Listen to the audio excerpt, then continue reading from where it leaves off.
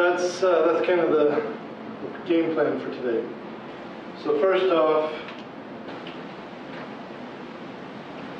any last minute questions, problems that you want me to help you out with for the test tomorrow? It's kind of open forum. If you have questions, we'll try to hit them. Now, I've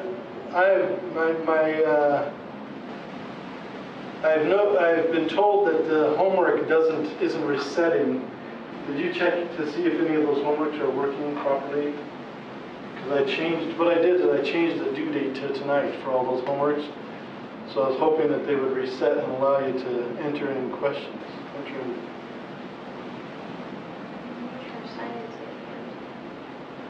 Nature of Science, I never changed it. Oh, I didn't change that one. I'll change it really quick.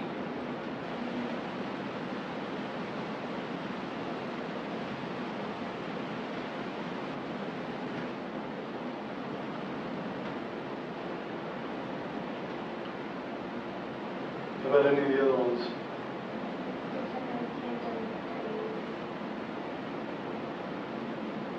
Still not working on dynamics?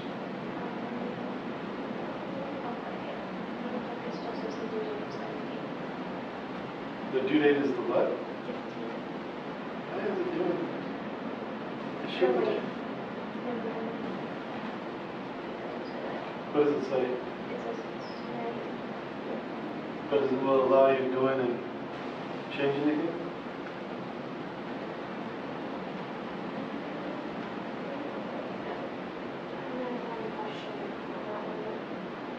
How many attempts did you have on that one? 2. So it's not that problem.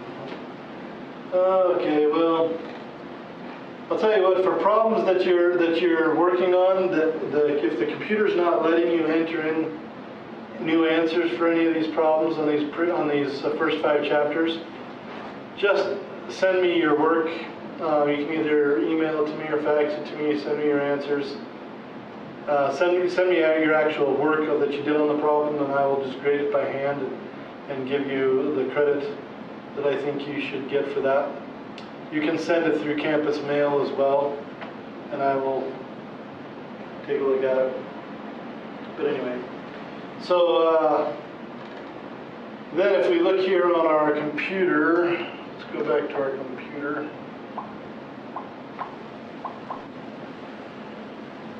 Look at the due dates here for the rest of these. We've got today, of course, where all these things due so that we can take our exam either today or tomorrow. If you're going to take your exam today, Keegan, tell me right away, because after class today I'm going to the movies with my family, and I won't be available for a couple hours. But if you're going to take it tomorrow, also tell me, kind of tonight-ish, so that I can make sure that it's open for you at the right time tomorrow. So just tell me when you're going to do it, and we'll take care of that. But anyway, after tomorrow's homework, which is the circular motion and gravitation, let's take a look at how we're doing on this one. Looks like we've had some work done on some of the problems, but looks like about half the problems have some work done on them, so that's good. Then you work on, you got the circular motion and gravitation assignment due tomorrow, and then work and energy due on the 1st, which is Friday, and then the 5th, which is next Tuesday, is our next assignment. So we're going Tuesdays and Fridays at this point. And that's where we're at. I'm thinking that it doesn't matter. So that's the rest of the class, those Tuesdays and Fridays. And again, just to remind you, starting on the 12th, which is a Tuesday, I will starting on the 11th, which is a Tuesday, the 11th of July, I will not be here teaching this class from I will not be teaching it from North Platte. I'll be teaching it from California, all the way up until the last week of class, which is the 22nd. The 21st I will teach also from California, and then I'll be back by the 23rd. But then class ends. No, actually I'll not be back by the 23rd. I'll be back by the 26th. I should be back the 26th. So I should be back for the last day that we have class to answer any questions that you have from North Platte. But I will still be available and I will still teach the class. It will just be from California. And those classes, all those classes will be posted to YouTube as videos. And so if you have any questions, you need to make sure that you ask questions by email, and I will answer your questions either through email or by posting a short video on whatever problem you have a question on. So that's coming up. We still have a couple of weeks before that, but it is coming up. All right, so let's go ahead and take a look at any questions. Let's answer any questions that you have. Who's got a question, a problem that you want to work on, a concept that you want to hear about again before we take the test on these first 5 chapters?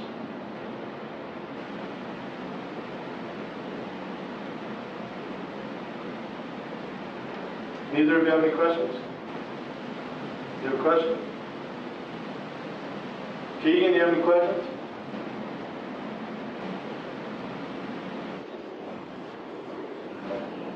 Okay.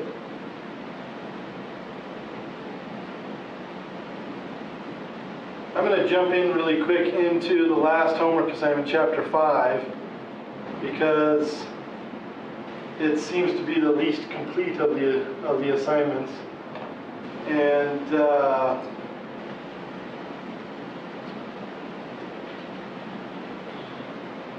I'm going to look at a couple of these really quick. This one right here in particular seemed to give everybody trouble, so let's take a look at it really quick. We have these 2 blocks. They're connected over this massless, frictionless pulley as shown. They give us the mass of block 2. They give us the kinetic friction between block 2 and the incline. They give us the angle. And they tell us how fast this is moving, and they want us to calculate the mass of block 1. So let's try to solve this. Let's go through the process of solving a problem like this. Certainly it is not just a cakewalk. This is tough stuff. Many steps on this problem, and also there are many variables and things that are tied together. So let's go ahead and draw our picture again with inclined planes. I'm going to draw a pretty extreme inclined plane so that one angle is very, very small and the other angle is very, very big. That will help me to figure this out. This is my right angle here, in case it's not obvious, which it isn't with this one. And we've got this pulley up here, and we've got this mass connected to one end of the pulley, mass 1. And we've got this mass over here, which they call mass 2. And they give us this angle theta. And they also tell us that there is a frictional force. The pulley is frictionless, but the block has friction on the plane there. They tell us the mass of block 2, so we know M2. And I'm going to go ahead and write M2 up here. It's important to just write the things down that you know, but not necessarily use them right away. I'm going to write these down so that I know what is known, but I don't want to put these numbers into my equation yet. They give us the kinetic coefficient of friction, which is 0.2. And they tell us that theta is equal to 29.5. So those are the things that I know, and they know that block 2 is moving with a constant speed up this direction. So I'm going to say that V2 is equal to a constant. It just tells me that it's a constant speed upward this direction, which means since the block is moving this way, the frictional force is this way. That's the kinetic frictional force moving this way. And that's good. So the first thing to do probably is to label some of the forces in this diagram. So of course on block 1 we have 2 forces acting on block 1. I'll draw a little free body diagram off to the left here. I've got the force from gravity, that's the mass of block 1. So mass 1 times gravity. Right, and I'll call that weight 1. That's the force that's acting down on the block, and then the force acting up on the block I will call the tension force. So that's my first free body diagram right there. Then I've got another free body diagram that I'll draw for block 2. I'll just do a little dot here to represent block 2. And it's got gravity pulling on it as well, this way. So this is going to be weight 2 equals mass 2 times gravity. But it also has a normal force which is pointing upward and to the right a little bit because it has to be 90 degrees to the surface that it's laying on. And it's also got a tension force which is parallel to that plane, which happens to be equal to this other tension force because it's connected to the same rope. Right? Since it's connected to the same rope, it has to be the same tension force, so we just label it with T, but there is this angle between here and here, which is the same angle theta that we have over here, the tiny little angle. And then we also have a frictional force acting in the exact opposite direction, which also has that angle theta right there.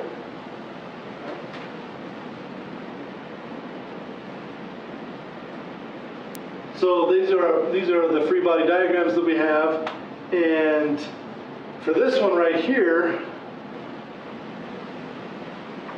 for the M1G equals W1 equals weight 1 and the tension here, we actually will know something from this equation if we know block 1 mass.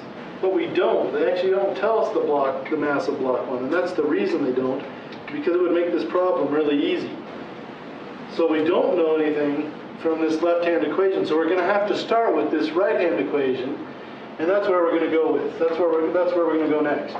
So we're going to start with our free body diagram for our block, which looked like this with the weight down. Weight 2 is equal to mass 2 times gravity.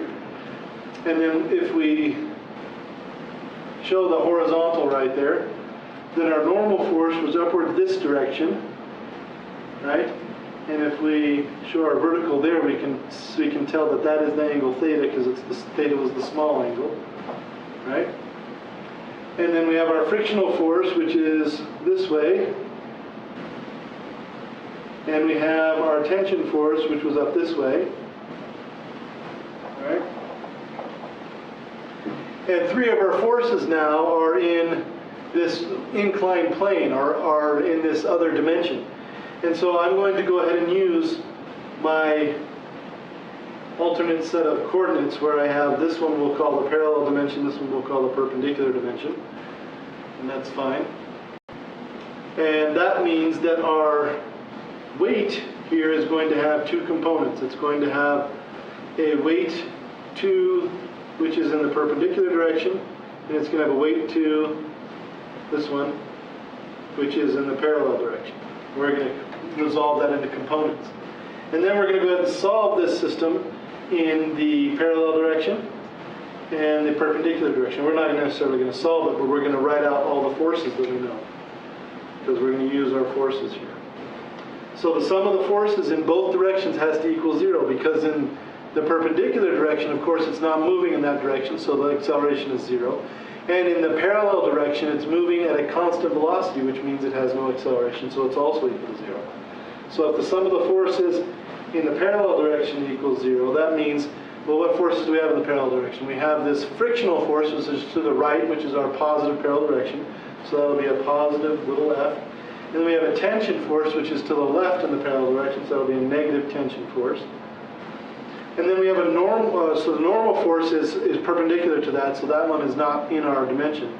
But the weight force has this little component down here, because the weight goes straight down this way, which is not exactly perpendicular to the surface. So it's not in the right dimension. So it has this little component here. This is our small angle theta right here. And so this side over here is the opposite side, which would be related to the sine.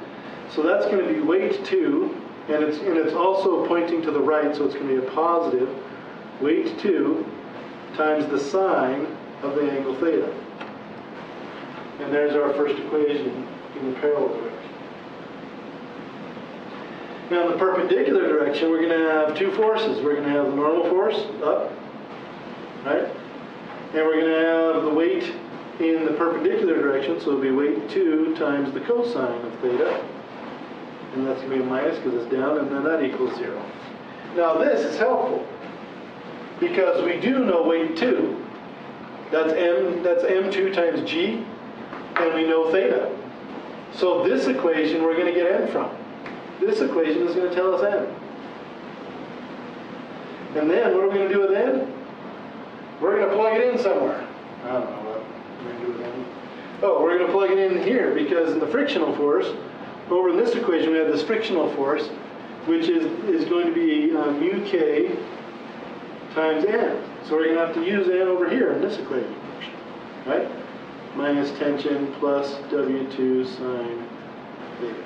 Because once we know n in this equation, then we'll know everything in this equation, because in this equation we know W2, we know theta, and we know mu k. So once we know n, we'll be able to calculate t. And once we know t, we go back to our original page, and we plug in t into this one right here, because this system, from the block that's hanging down, has to have a positive t minus m1 times g has to equal 0, because it's moving at a constant speed. And once we find out t back here, we plug it in on this page, and we can calculate m1.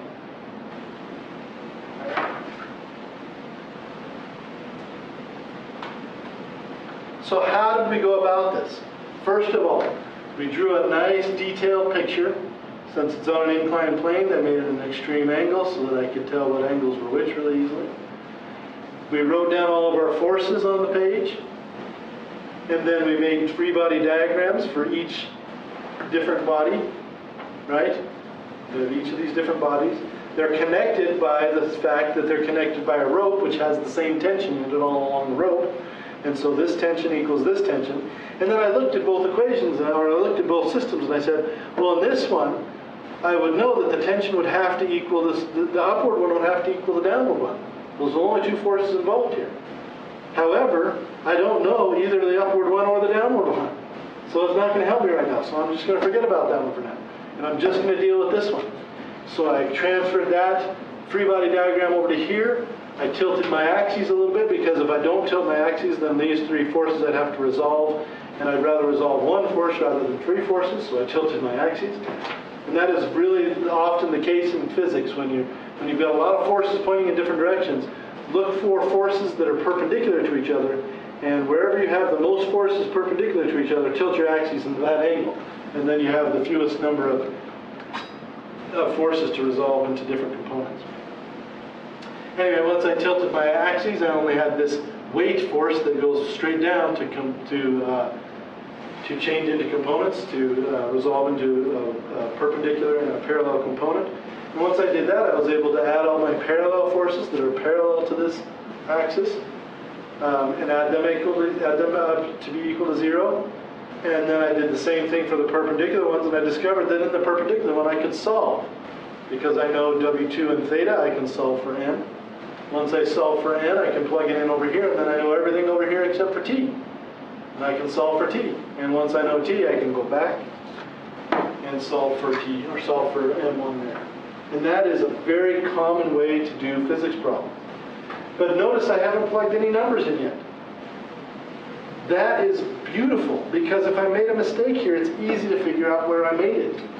I know what is where and everything else. Once I start plugging numbers in, I don't know what those numbers mean. And I have to go back and figure it out. And that can be really detrimental. But but if you can solve a problem without putting any numbers in, then you can plug numbers in and see if you got it right.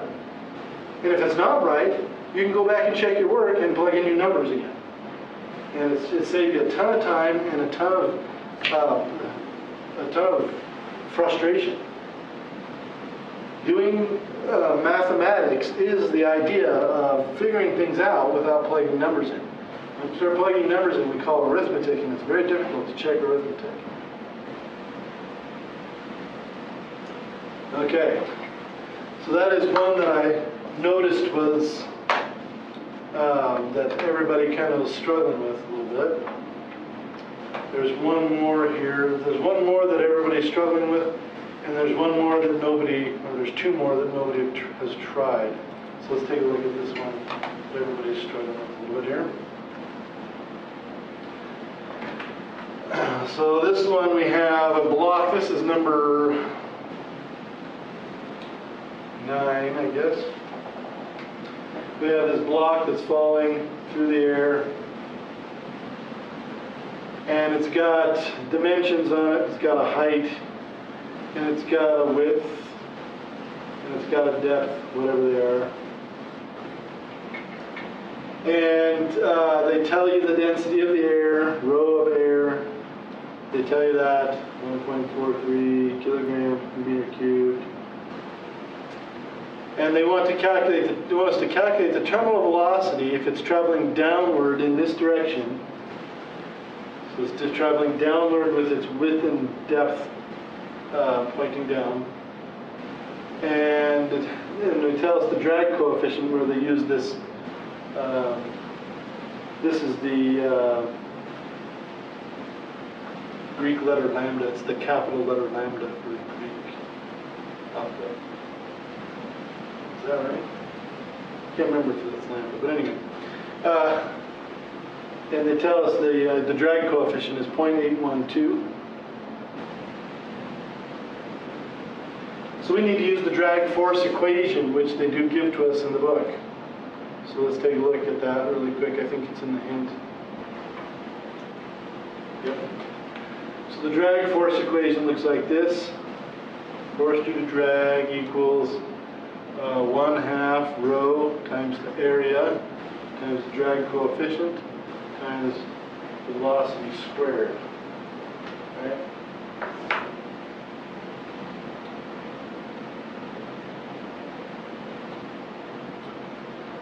Okay, so that's not terribly difficult, I don't think.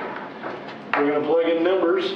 The only thing that you have to realize is that the area that they're talking about is the width times the depth. It doesn't have anything to do with the length of this thing.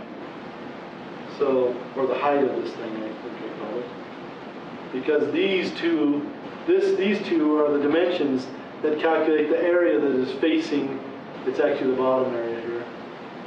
Because this is the area that is facing the wind, or facing the air as it goes downward, right? So you take whatever your width is times your depth, and that's your area. Area equals width times depth. You plug in the area, you plug in your rho, which is your density, and you plug in your, this thing here, and then it's, that's the force. What do they want to know? They want to know the terminal velocity.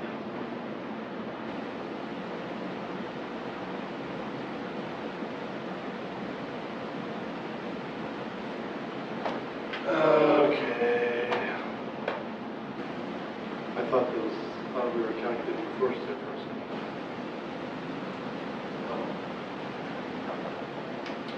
So anyway, this will count if you plug in these numbers into here, you're going to have everything except the velocity for this. But that's fine, because what happens when you have terminal velocity? When you have terminal velocity, the force that is downward, which is the force due to gravity, so your weight equals m times g, and the force upward, which is the drag force, are going to be equal. So in other words, force drag equals m times g. So what you do is you set this equal to m times g, which they give you. They give you the mass, or they give you the means to calculate the mass at the very least. Note they actually tell you the mass. So they tell you the mass, you plug in the mass, you plug in g, and then you solve this equation for b. And once you solve that equation for b, then you're done. Because that is the terminal velocity.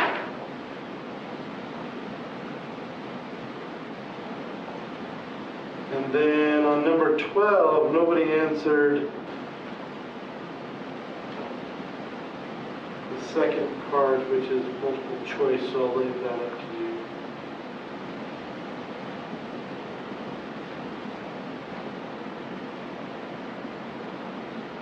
But number 17, nobody did. And so let's take a look at number 17 really quick. The human femur. We're going to put some, we're going to stress it and strain it a little bit, see if it squishes. So you have this human femur has a minimum effective cross section of 2.85 centimeters squared. So that's your cross-sectional area. How much compressive force can it withstand before breaking? So the ultimate strength of the bone is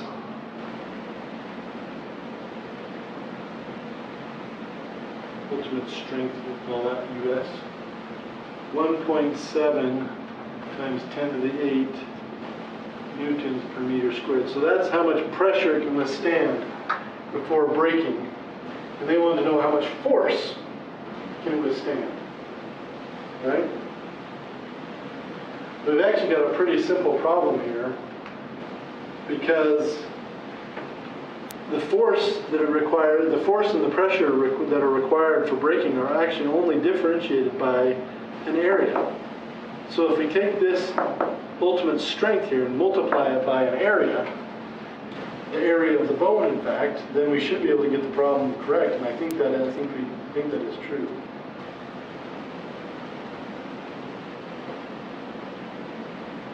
So let's take a look at it and see.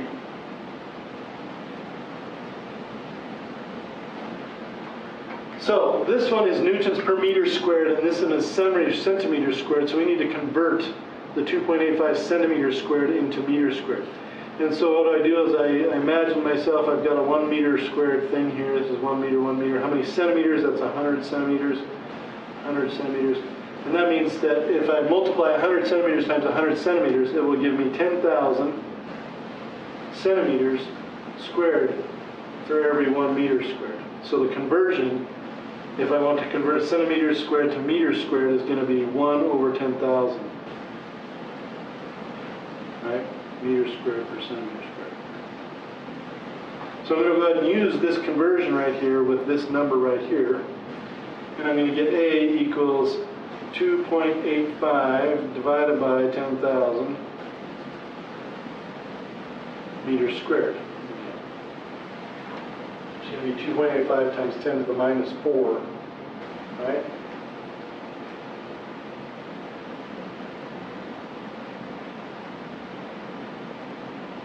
Meters squared. Okay, so then if I take that number and I multiply it by this number, 2.85 times 1.7, it's going to give me about, I'm going to guess at about, if I multiply A, ultimate strength times A, gives me about 5. 2.85 times 1.7 is about 5.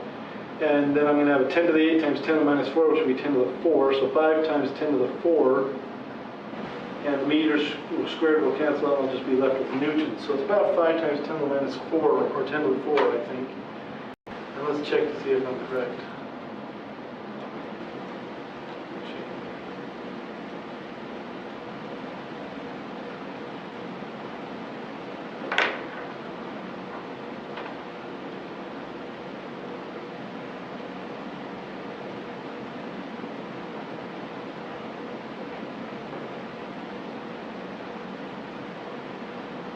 Yep. The answer is actually 4.8 times 10 to the 4, 4.84 times 10 to the 4. Well, that's pretty good for estimating. But that one's actually a lot simpler than it seems. You can actually go back into the section on stress and strain and plug all the numbers in and figure it out that way. But really, in the end, all you'll end up doing is multiplying the area that the force is being applied to times the ultimate strength, which is force per area. But you do have to do a conversion in this case because you have centimeter squared and meter squared, which do not mesh. So you have to mesh those together.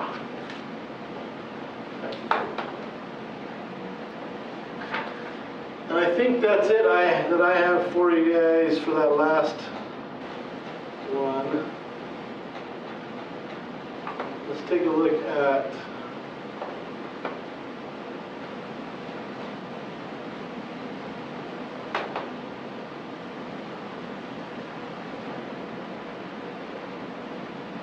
I don't think there were any others where there's this one, I guess, is a little bit. Oh, this one's a very similar one to the one we just did, and I know that you guys both struggled with this one, actually. So it's similar to the two packages on this is the last problem in the dynamics homework. Instead of two packages on a ramp, you have one package on a ramp being held up by the bar. So you've got this package here being held up by this bar, this force that's pushing it this way. And so it's very similar where they give you this angle here, and they want to know, let's see,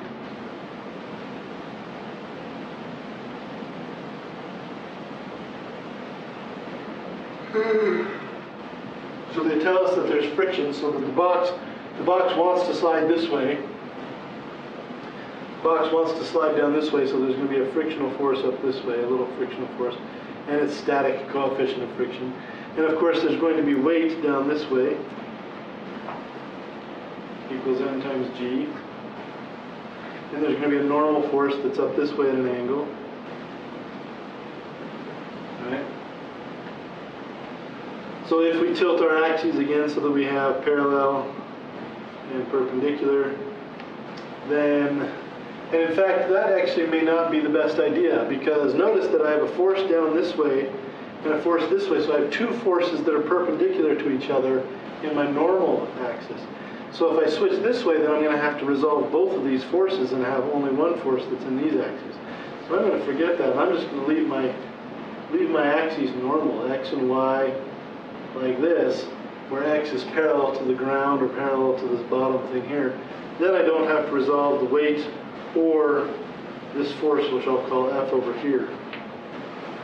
Then when I do my free body diagram, it looks like this. I have my package that's sitting on the ramp here, and we've got a force coming in this direction, F. I've got a frictional force coming in this direction. I guess it wouldn't matter to be two. There's two forces either way, because you have a friction force. I forgot about the friction force. Static friction force. And then you have the weight, which is down this way. And then you have the normal force, which is up this way. So you could have changed it, it wouldn't make a difference, because I forgot about the frictional force. In any case, this angle here is theta. And this angle here is theta. And we want to split this into two dimensions again. So we want to do all the x forces and all the y forces. For the x dimension, we have a negative force from the bar here. So we have negative F there. The static friction is going to have a component this way, and it's going to have a component this way. Going up and to the left, so it's got an upward and a leftward force. So the left one is going to be negative, because it's to the left, negative friction of static, and since that's adjacent to the theta angle, it's going to be the cosine of theta, down. And then the normal force also has an upward component, like this, and it also has a rightward component. So this is the angle theta right here, which is opposite our thing here. So it's going to be, we're going to have a normal force which is going to be to the right, so it's going to be plus normal force, plus normal force times the sine of theta. And those are all my x forces. And those have to add to b to equal 0. In the y direction, I have my y component of the n, the normal force right here, so the n times cosine of theta, it turns out. So I've got n cosine theta, and that's upward, so that's positive. And then the downward force we've got is just the weight. But no, the frictional force is also going to have a component that's up. So plus friction, and it will be sine theta. And then we'll have to minus the weight, and that's equal to 0. So 2 equations, and what do we know from in this problem? The things that they give us in this problem are, see, they give us the weight, the package, so we know the weight. And if we know the weight, let's see, that'll be in this equation if we know that weight. They give us the coefficient of friction, but they don't give us the normal force, so we have to calculate that. But they'll give us the friction here. So in this equation, we'll have, when we plug in for friction, when we plug in mu sub k, or mu sub s rather, static coefficient, times normal, when we plug that in, we'll know everything in this equation because we'll know the weight, we'll know the friction, and we'll know theta, so we'll know everything but n. So for this one, we can solve for n. Once we solve for n in this equation, then we can plug it in up here, and we'll know everything in this equation. We can solve, well, let's see.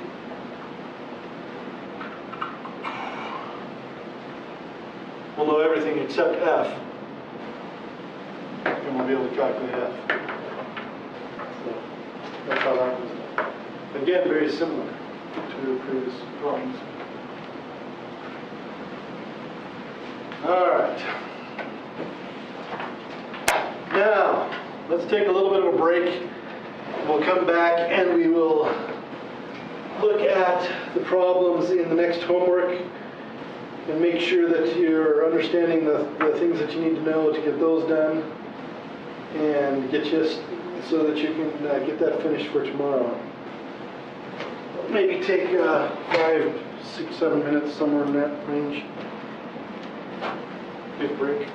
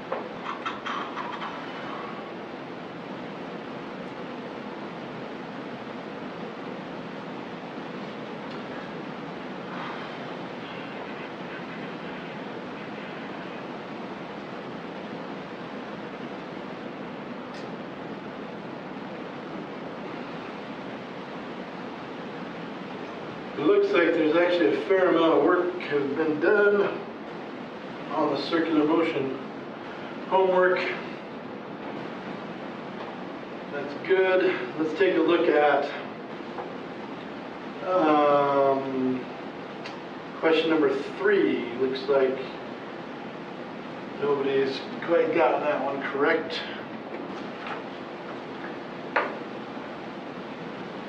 So in this one, it says to kick a football, the kicker rotates his leg about the hip joint. And then we say if the velocity of the kicker's shoe is 32.3 meters per second, and the hip joint is 1.24 meters from the tip of the shoe, what is the shoe tip's angular velocity? So let's draw a picture. Always draw a picture. So my picture is going to be football player, stick figure, with swinging foot. So there's the arrow that shows his foot is swinging. And they tell us the hip joint radius, so I'm going to call that R, equals 1.24 meters in this case. And they tell us the shoe, so the shoe velocity, which will be the tangential velocity or the velocity on the edge of the circle, they tell us that is 32.3 meters per second. Right?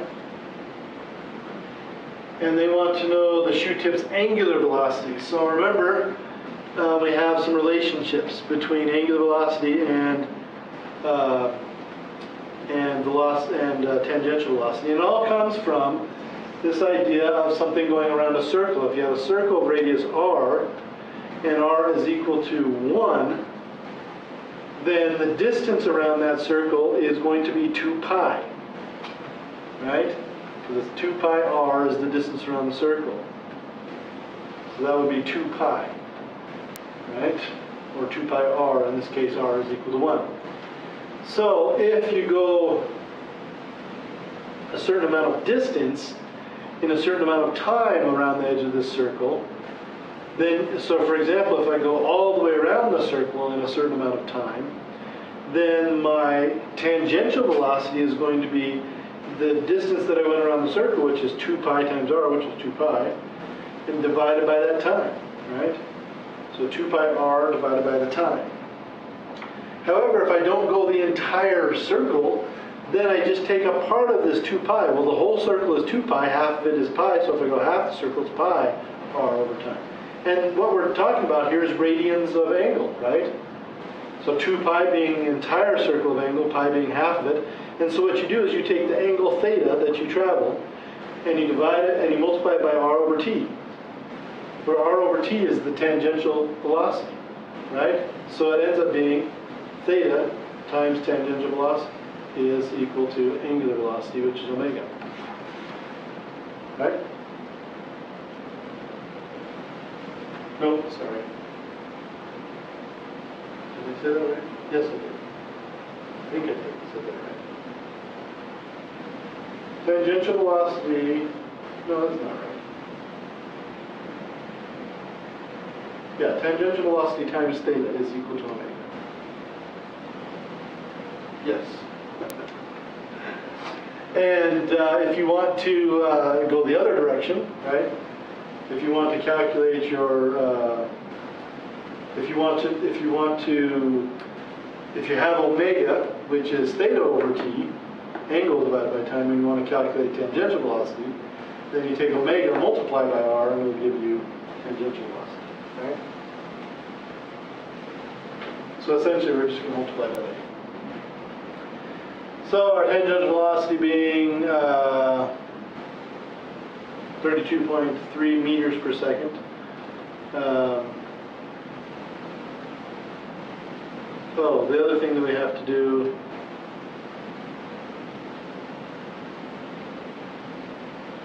to get angular velocity, the other thing we have to do is we have to actually divide by r.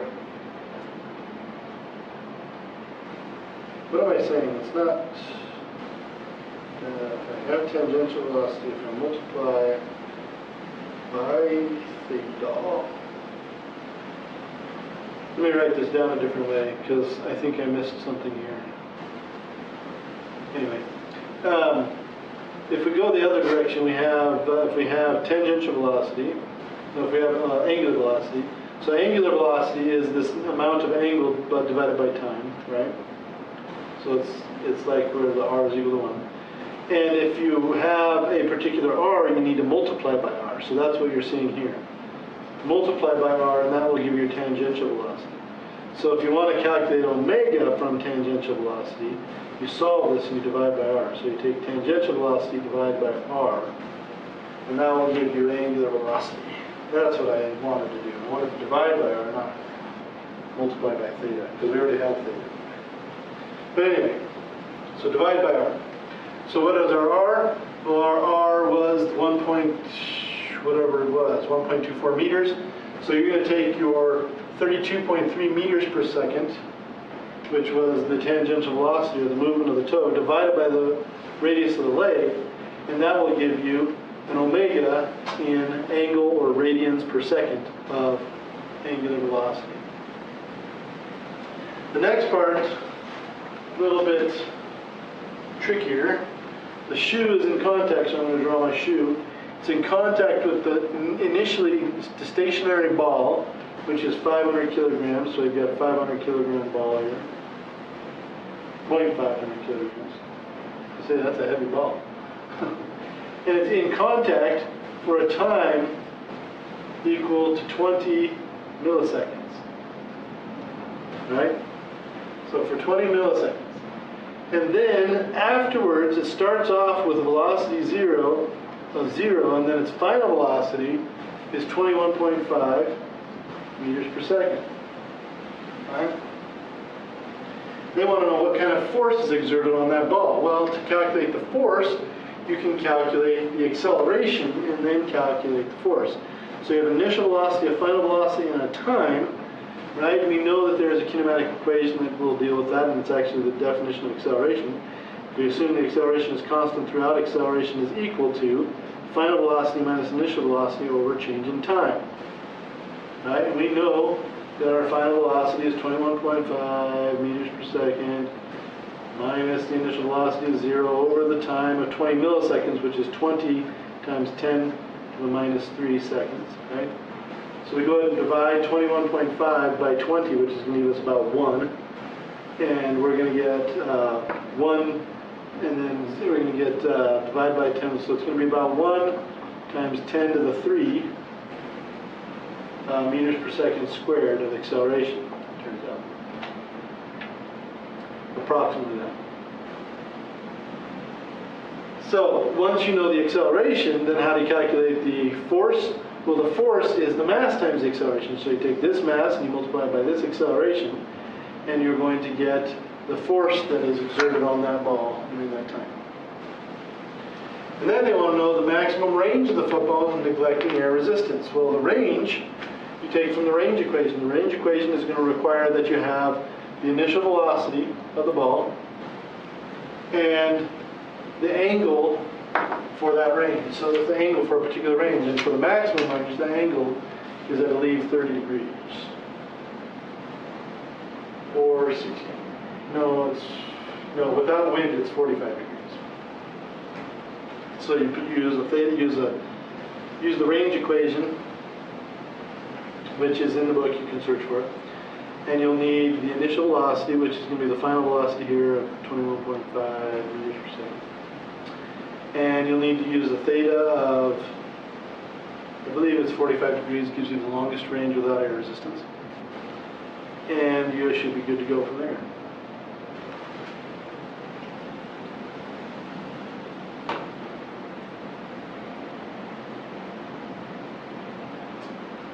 Number 4 is all just about circular motion kind of definition stuff. So Jupiter rotates once every 0.414 days. So 0.414 Earth days. So Jupiter is rotating around, and it gets all the way around and around. So it goes a delta theta of 2 pi in 0.414 days. Earth days, we'll call them Earth days like that. So it does that right there, and they want to know the period of the rotation of Jupiter in seconds. Well, if it does this in 0.414 Earth days, then that's the period. The period is the time it takes to go around one rotation. So all you really do is converting 0.414 Earth days into seconds. So you're going to multiply by 24 hours per day, and you divide, it's going to be 1 day, 3,600 seconds per hour. Days will cancel, the hours will cancel, and you'll be left with seconds. So it's going to be 0.414 times 24 times 3,600 seconds. That'll be the period which we give capital T to. And then they want to know what is the angular velocity of Jupiter. Well, if the period is how long it takes to go around one full rotation. How much angle is that in radians? I'm sorry? 2 pi? Is that what you said? That's right. So the amount of angle we go through is 2 pi, and how long do we take to go through it? Whatever this number is here. 4.414 times 24 times 3,600.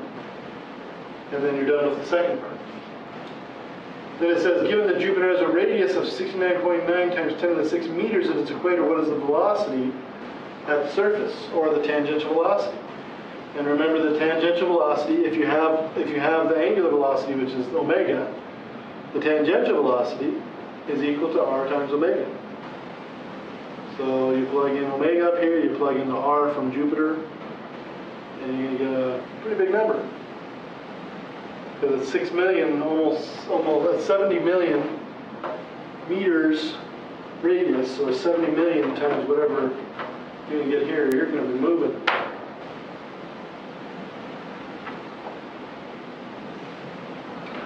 And that is actually one of the reasons that both Jupiter and Saturn, in fact all of the gas planets, that is one of the reasons they have such turbulent storms, is because of their rapid rotation. Rapid rotation creates all kinds of Coriolis forces in the atmosphere of those planets, and my goodness, those storms are strong and they last a long time. It's the reason that it's one of the reasons we have big storms on our planet, but we're not moving nearly so fast. They're whipping around so fast compared to us. All right, here's another one. This is problem 6.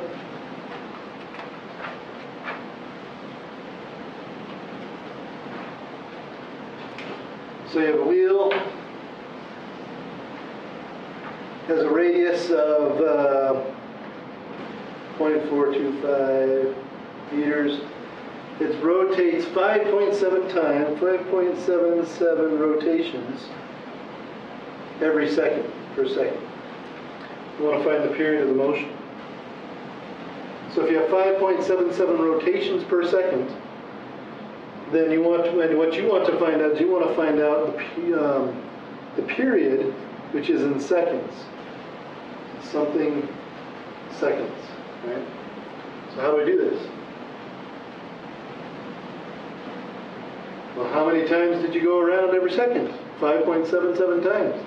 If you take 1 second and divide it by 5.77 times that you went around, you'll know how long it takes you to go around once, right? Essentially all you're doing is, this one right here is a frequency.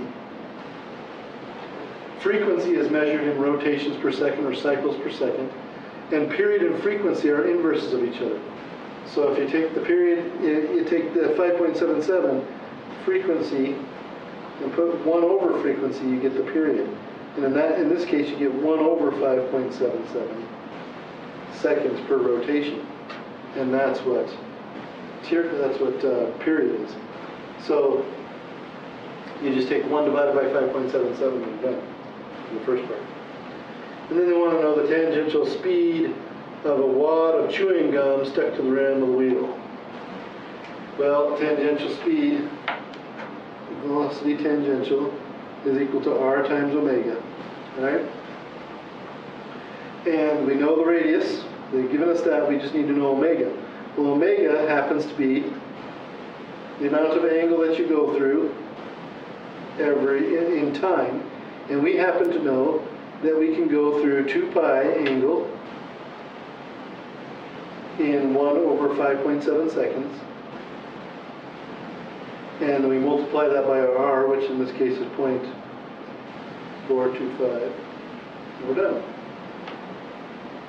That's your tangential velocity for that one.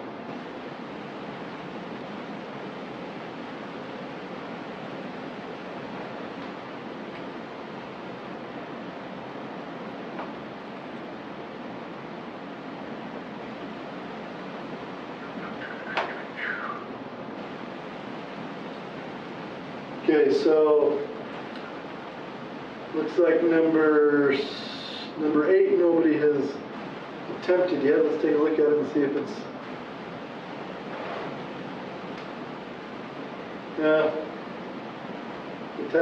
the number 8 is not much different from number 7.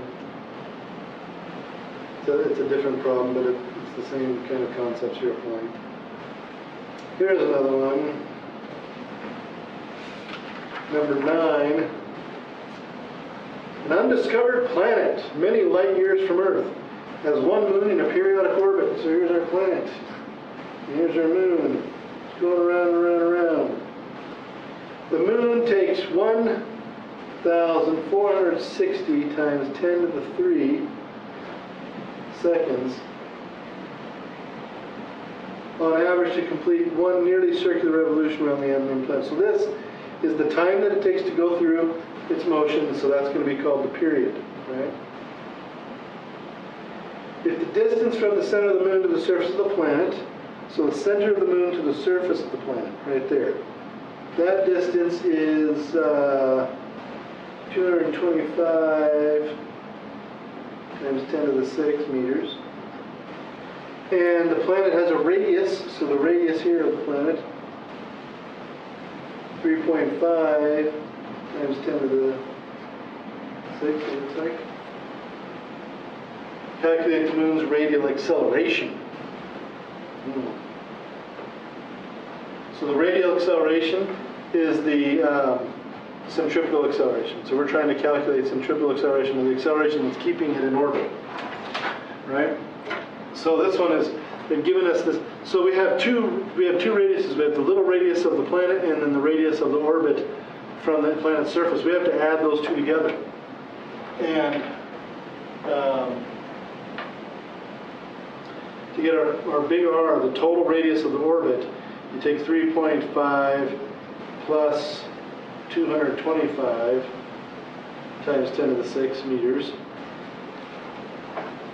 So you add those together. And then centripetal acceleration, you can calculate a couple of different ways. Centripetal acceleration you can calculate if you know the angular, let's see. If you know the speed along the edge of the path, the tangential velocity, then you can take that and square it and divide it by r. Or if you know the angular acceleration, you can take r squared, r omega squared, I think. Let's see, is that right? I think it's r omega squared if you know the angular velocity of it. So, yeah, that's right.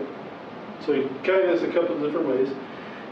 We just happen to know that we know omega because if we know the time that it takes to go around once, and we know the angle that it goes around once is 2 pi, we can take 2 pi divided by t, and that gives us omega. Once we have omega, we can square that, plug it in here with our radius, which is actually going to be big R, not little r. And we're done.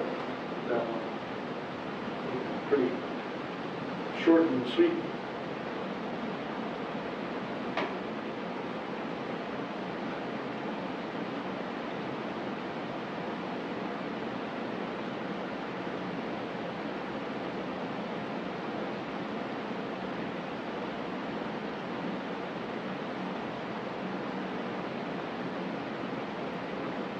You guys have a tendency to save the multiple choice for the end. That's good. Wait until you understand things before you answer multiple choice questions. Very good idea.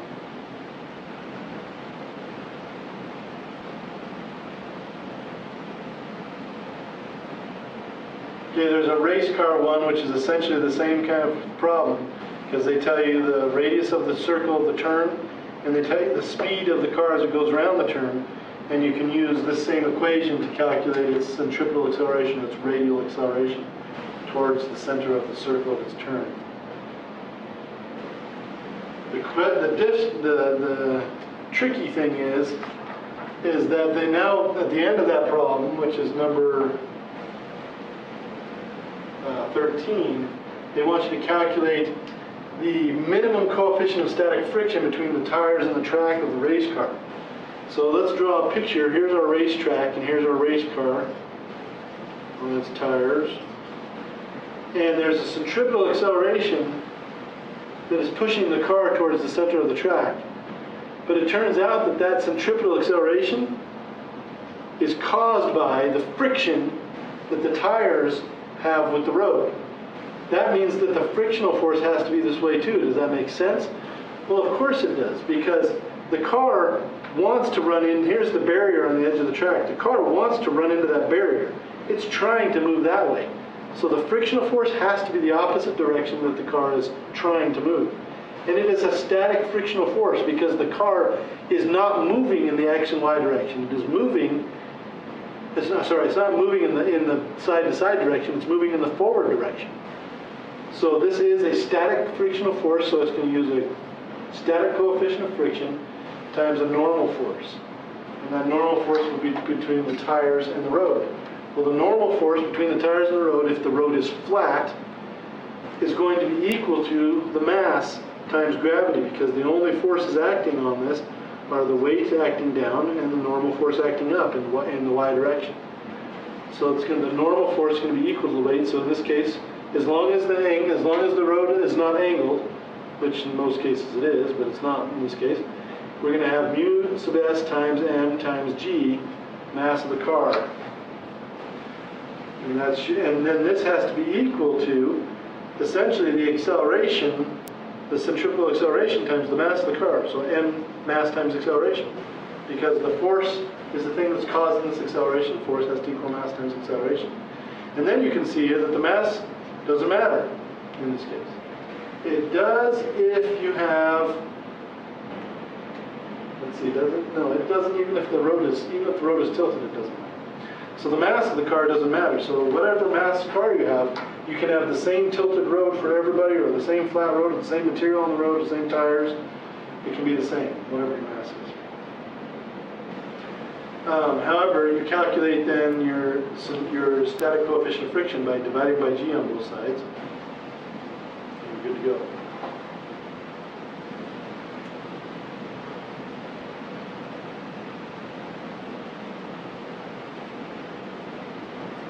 If you don't have all of this friction, if you don't have enough friction to give you the acceleration that you need towards the center of this circle, then the wheels are going to slide. And they're going to slide this way. They're going to skid because you're going to overcome that friction. And then kinetic friction, of course, is less powerful than static friction. So you're going to slide, and it's going to slide out of control.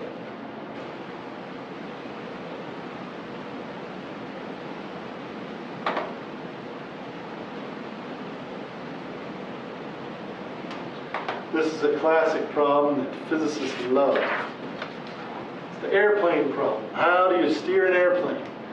And not many people know this. Most people think that you steer an airplane by turning the rudder on an airplane. And that is not true. What the rudder does to an airplane is it controls what is called the yaw of the plane. And you can turn a plane that way, but normally people don't turn the plane that way. So the rudder on an airplane is actually controlled by using the yoke of the plane, which is kind of like the steering wheel of the plane. But most pilots will steer with the pedals of the plane, which actually controls the flaps of the plane. It actually controls the flaps on the wings, which control the tilt of the plane, rather than, which is called the It's called the roll of the plane. So you have pitch, which is the up and down of the nose and tail. You have the roll of the plane, which is the side-to-side wing in the wing directions. And then you have the yaw of the plane, which is kind of the way the plane is pointing in the air relative to which way it's going. So normally when you turn a plane, you're going to actually, what we call, do a bank turn. And this is what it looks like. Actually, I'll just keep it around. So as you're moving along with your plane, and you're going straight, you have, and this is viewing the plane from the front or the back. If you're going straight, your wings are usually flat in the air. But if you want to turn, and as you're flying flat through the air, what's going on with these wings is that you have air pressure that pushes the wings up, and so that's what keeps you up. However, if you want to turn to the right, you can actually just bank your plane to the right, and you do that by adjusting your flaps so that your wings tilt you this way. And if your wings tilt you this way, this force on the wings is still this way, still perpendicular to the wings. But now you have a force that's pushing you up, which is the vertical component, but you also have a horizontal component to this force, which pushes you to the right. And that's how you turn a plane. That's what we call bank turning a plane. And you can make much tighter turns that way. If you just turn the plane, if you just take the turn, if you adjust the rudder, which is usually on the tail of the plane, if you adjust the rudder to turn right, what you're going to do is you're going to normally push the rudder so that it's sticking out this way, so that it pushes air this way as the air goes past it, and then the wings will rotate, but the wings will still stay flat, and then you'll have to use your propeller to turn. You won't be able to turn nearly so quickly or so tight a turn.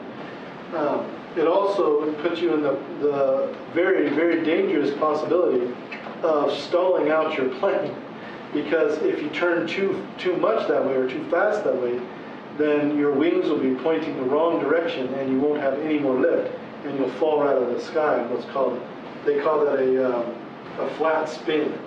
You'll be spinning, your airplane will be spinning around its axis, around the axis that goes right through the middle of the plane. And your wings will be flat in the air, and you'll be spinning, and you won't be able to gain control of it. So it's very dangerous to use your rudder too much. Most pilots just kind of keep their fingers on the yoke and use their pedals to do all of their controlling and turning and everything else.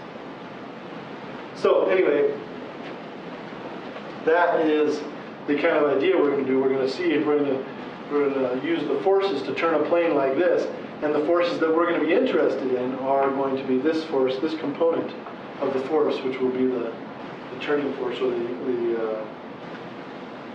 the centripetal force.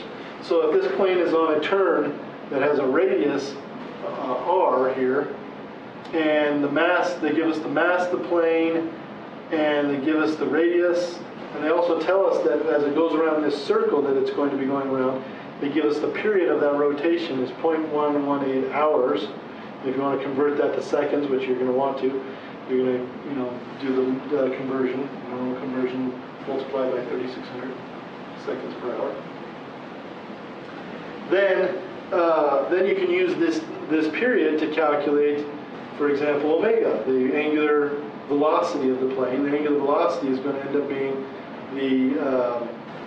it's going to end up being 2 pi divided by the period, right? Once you have omega, then you can use that one to calculate the centripetal acceleration, because the centripetal acceleration equals r squared omega. Or is it r omega squared? R omega squared. That's what it is. R omega squared. So then, once you've got that done,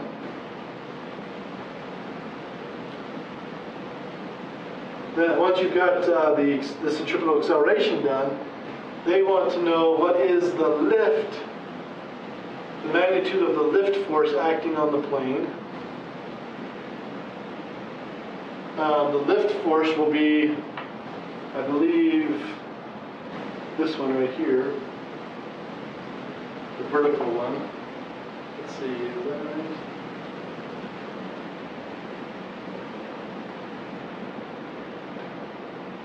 And they want to to know what angle the plane is banked, so they're actually not going to tell you the angle. You're going to have to calculate that yourself. So you're going to get two equations essentially.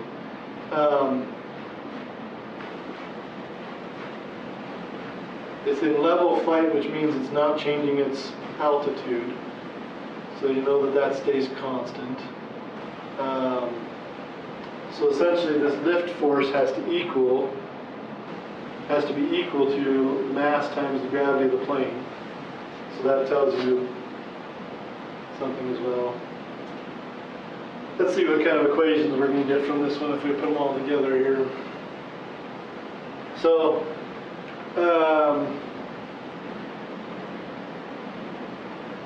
if I put all these equations together, I've got two forces. I've got the force acting. I've got a lift force acting on the plane this direction. I'm not sure if they're calling that the lift force or if they're calling it the other component of it. Let me just look at the hinge really quick.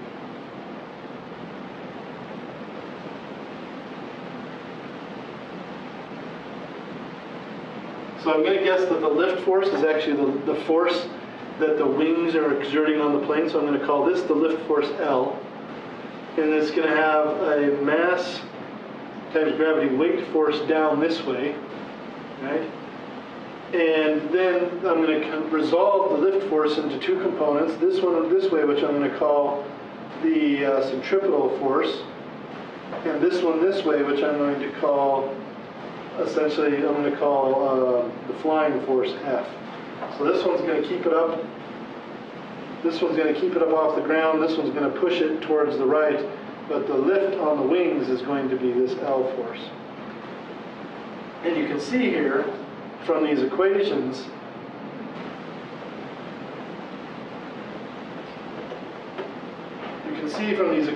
that the weight and the F force have to be equal because they're the only two in the y direction.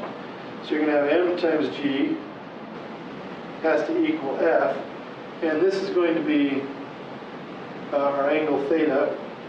This is theta, this is theta. And so F is actually going to equal the lift force times the cosine of theta. So from this equation, we can calculate the lift force. If that is the lift force. I think that's what they're calling the lift force. And then I can actually check just really quick.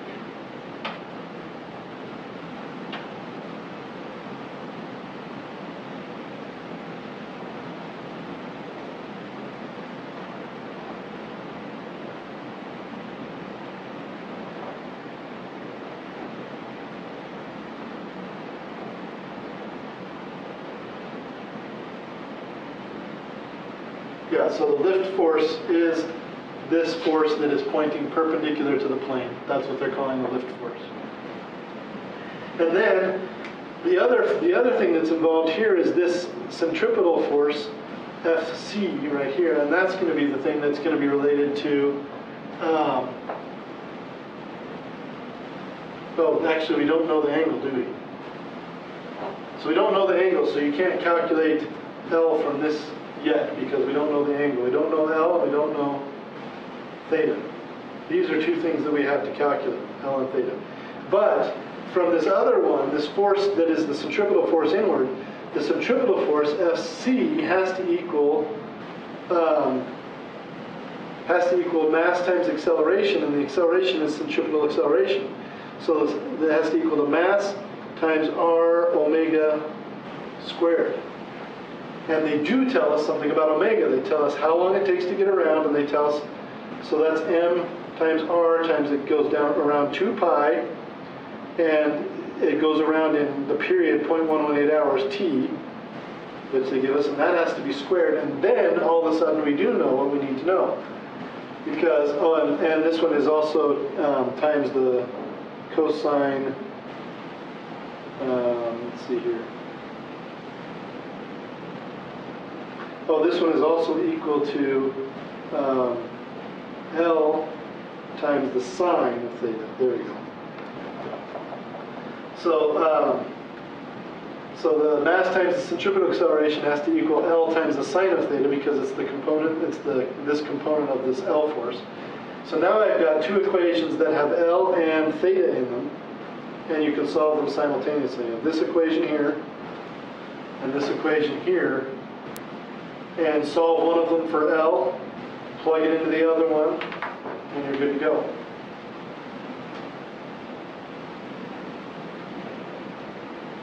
In fact, I'll just do that for you. So the first equation that I did ended up being m times g equals L cosine theta. My other equation ended up being m times r times 2 pi over t squared, which t is a number we know, equals L sine theta. This one's the simpler one, so maybe I'll solve for this one for L, and I'll get L equals mg over cosine theta, and I'll plug it into this one. So I'm going to get m times r times 2 pi over t squared equals m times g over cosine theta times sine theta. You can see that the m's go away, and that's kind of nice, and we get r times 2 pi over t squared equals g times the tangent of theta. The only thing that we don't know in here is the theta. So you can solve for theta, and then you can plug theta back into either one of these equations to get L.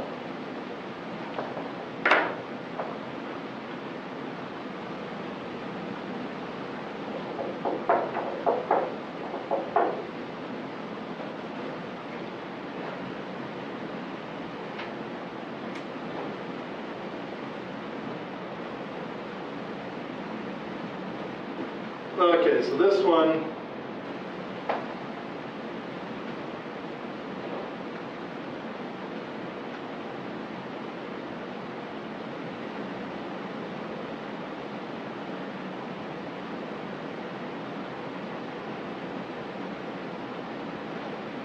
okay, this is the last one I'm going to do today, I think. This one is number 15, and they have a race car that's on a racetrack, but it's slowing down now, and that's going to give us a little bit of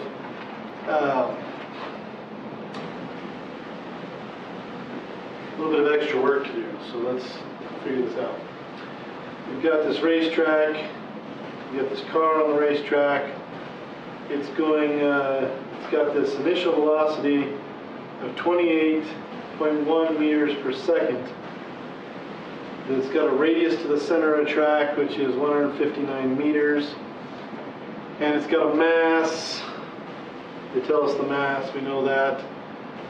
But it's slowing at a rate of 4.45 meters per second squared, so we know that it has an acceleration that is tangential acceleration of negative, because it's, we're going to say that it's negative because it's slowing down, 4.45 meters per second squared. We want to know what is the net force acting on the vehicle at this time in the force's direction relative to the velocity.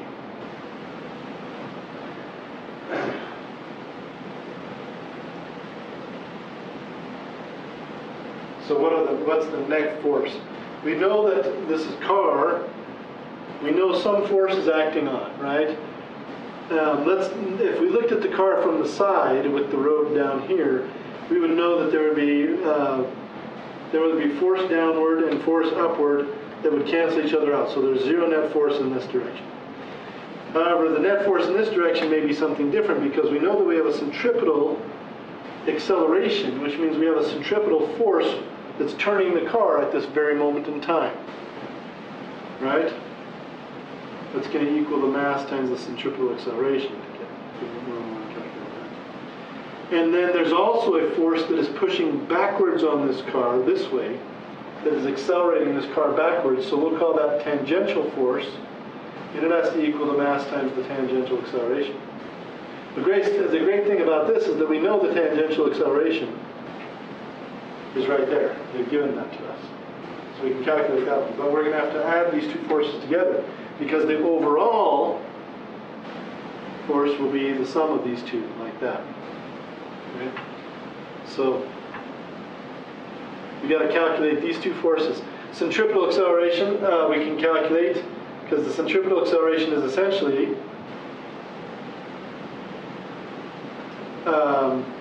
v squared over r, which we have because we have the tangential velocity squared, so v naught squared over the radius of the track.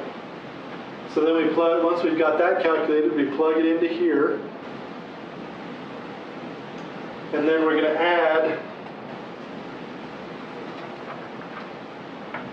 the centripetal force. We're going to add that to the tangential force, which is going to look like mass times centripetal acceleration, which is v naught squared over r, plus mass times tangential acceleration, which we have. It's given to us. And that will be let's see, what did I just do? No, sorry. We don't want to add those together that way. What am I thinking? These forces are in different directions. How do we add forces that are in different directions? Well, they're in different directions and they're 90 degrees to each other. So we take those and we square them. Actually, I'll just write it this way. We take this squared and this squared. And that equals our total force squared. There we go. So we take this thing squared, we take this thing and we square it, and that will equal our total force squared, so that we take the square root of that, and that gives us the total force, and that will be a magnitude. Then, to calculate the angle at which that force is at, we want to know the direction relative to the velocity. So the velocity is this direction. The angle relative to that velocity would be this angle or this angle here. So we need to figure out this angle. That means we take the opposite side, which is the force centripetal, over the adjacent side, which is force tangential, and we take the inverse tangent of the angle theta would equal force centripetal over force tangential. That picture. And that'll give you the angle.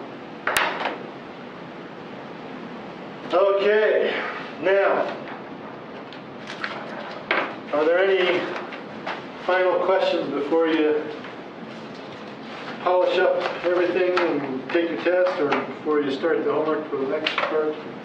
Anything else you want me to cover for you? We're good to go? Should we break? Give me a thumbs up. All right, we're good. Have a good day. Make sure you email me and tell me when you're taking your test today or tomorrow. If today or tomorrow doesn't work, Wednesday morning at the absolute latest. We want to get that done before we meet next. But take your test, get your homework cranked out, and we'll see you on Wednesday.